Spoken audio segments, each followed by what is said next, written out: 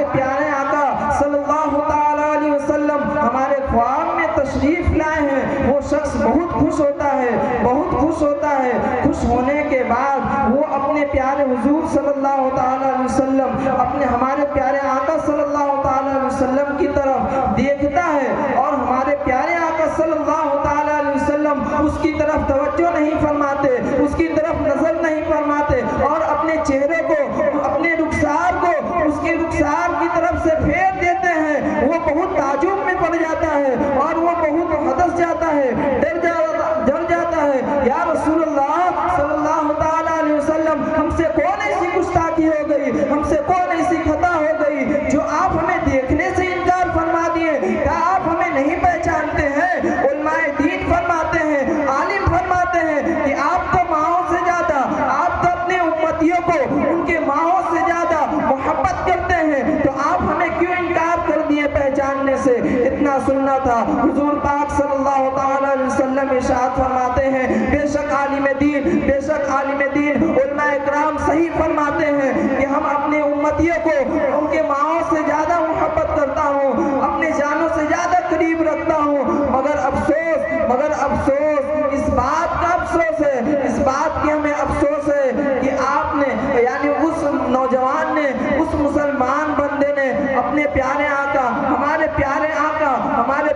آقا محبوب صلی اللہ تعالیٰ علیہ وسلم پر اس نے درود شریف کا نذرانہ نہیں بھیجتا تھا۔ دعا کرتی، شام کرتی، روز صبح ہوتی، روز شام ہوتی، یوں ہی زندگی تمام ہوتی، مگر اس نے درود شریف کا نذرانہ نہیں پیش کیا تھا۔ پیارے آقا صلی اللہ تعالیٰ علیہ وسلم نے ارشاد فرمایا،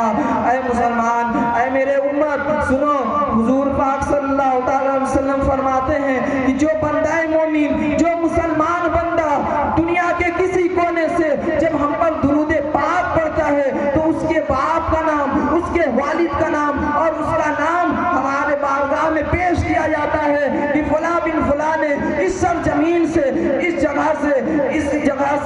اس زمین سے، اس خطے سے آپ پر درود پاک کا نذرانہ پیش کیا۔ اللہ اکبر۔ جب اتنا سننا تھا اس کا دل تڑپ گیا، مچل گیا، اس کے بعد میں گھبراہٹ و بے چینی ہو گئی، اس کے بعد میں اس کی آنکھ کھل جاتی ہے۔ جب وہ صبح اٹھتا ہے تو اپنے پیارے حضور صلی اللہ تعالیٰ علیہ وسلم پر روز سونے سے پہلے درود پاک پڑھنے کا معمول بنا لیتا ہے، روز سونے سے پہلے درود پاک کا نذرانہ پیش کرتا ہے۔ کچھ عرصے گزر گئے، کچھ دن گزر گئے، اس کے بعد پھر ہمارے پیارے آقا صلی اللہ تعالیٰ علیہ وسلم اس مسلمان کے، اس مومن کے خواب میں تشریف لاتے ہیں اور فرماتے ہیں، اے فلاں بن فلاں، اس کا نام لے کر پکارتے ہیں، اس کا نام لے کر بولتے ہیں، اے فلاں بن فلاں، اب میں تمہیں پہچانتا ہوں، اب میں تمہیں جانتا ہوں۔ اتنا سننا تھا کہ وہ عاشق رسول کا دل باغ باغ ہو گیا، بے حد خوشی ہوئی، خوشی کی لہر دوڑ گئی، بہت خوش ہوا۔ بہت خوش ہونے کے بعد میں اب پیارے آقا صلی اللہ تعالیٰ علیہ وسلم پر درود پاک پڑھنے کا معمول بنا لیا۔ پیارے اور محترم اسلامی بھائیوں، ہم سے یہ کیا سبق ملتا ہے؟ آپ نے جو مختصر سا واقعہ سماعت فرمایا، اس سے ہمیں یہ درس ملتا ہے، ہمیں یہ اس سے سیکھنے کے لیے ملتا ہے کہ ہم اپنی زندگی کو یوں ہی تمام کرتے ہیں، روز صبح روز شام، ہر وقت ہمارے پاس ہے کاموں کا، مگر ہم نے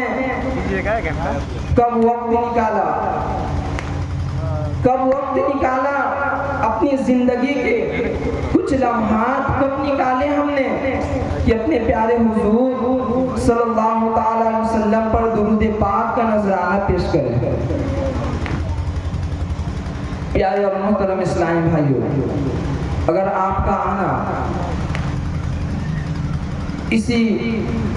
مقدس محفل میں، آپ کا آنا بیٹھنا قبول ہوگا کہ اگر آپ صدق دل سے، سچے دل سے اس محفل میں آئے ہیں اور اس محفل میں جو کچھ واعظ و نصیحت ہو، وہ تمام نہیں، صرف اس میں ایک واضح و نصیحت پر عمل کرنے والے بن جائیں، اس میں ایک بات پر پابندی کے ساتھ عمل کرنے والے بن جائیں، انشاءاللہ عز و جل اس جلسے کا قائم کرنا اور آپ کا آنا اور یہ ذکر شہدائے کربلا منانا اور یہاں پر جتنے لوگوں کا آنا، ہم لوگوں کا آنا انشاءاللہ ضرور قبول ہوگا۔ مگر ہم یہاں پر آئے ہیں تو ہمارا مقصد یہ نہیں ہونا چاہیے کہ جب آئے ہیں صرف بیٹھیں گے، وقت ختم ہو جائے گا اس کے بعد ہم چل جائیں گے، پروگرام ختم ہو جائے گا چل جائیں گے۔ نہیں پیارے اسلام بھائیوں، اس کو سجانے کے لیے ماشاءاللہ آپ کے علاقے کے بہت لوگوں نے محنت کی، کوششیں کی، لوگوں سے تعاون لیے، اس کے بعد یہ محفل شہدائے کربلا کو سجایا۔ پیارے اور محترم اسلامی بھائیوں، اس میں آنے کا مقصد یہی ہونا چاہیے، ہمارا بیٹھنے کا مقصد یہی ہونا چاہیے۔ آج کل کوئی دنیا میں شخص بغیر فائدے کے، بغیر بینیفٹ کے کوئی کام نہیں کر سکتا۔ اگر کوئی اس کو اسی طرح کہیں بیٹھا دے تو وہ پوچھے گا ہم کو یہاں بیٹھنے سے کیا فائدہ ہوگا۔